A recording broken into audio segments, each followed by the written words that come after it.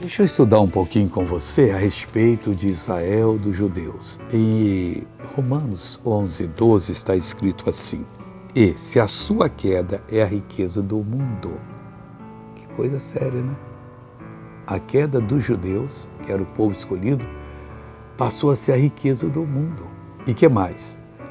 E a sua diminuição, a riqueza dos gentios, quanto mais a sua plenitude. Agora que é gostoso. Um dia eles vão ouvir a palavra de Deus como tem que se ouvir. O véu vai ser tirado. Eles vão entender que Jesus é o Messias.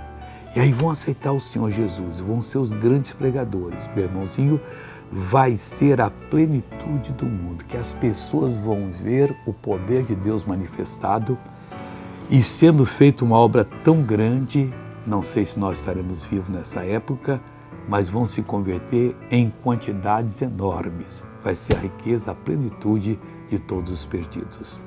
Glória a Deus por isso. Vamos agora ver uma pessoa abençoada. Eu estava com os olhos muito embaçados, que eu não conseguia nem ver direito aqui minhas mãos. E na hora da palavra eu senti assim, uma sonolência muito grande. Falei, está repreendido. E ao mesmo tempo, uma dor nesse pé que já dura uns 2 meses. E igualmente estava doendo. E na hora também da oração... E agora? Também igualmente senti outra dor aqui e estou curada. Eu tinha um problema na barriga também. Sim, senti doer aqui e também fiquei... Foi embora também. Então pode, filho de Deus. Glória a Deus. Agora vamos orar com fé.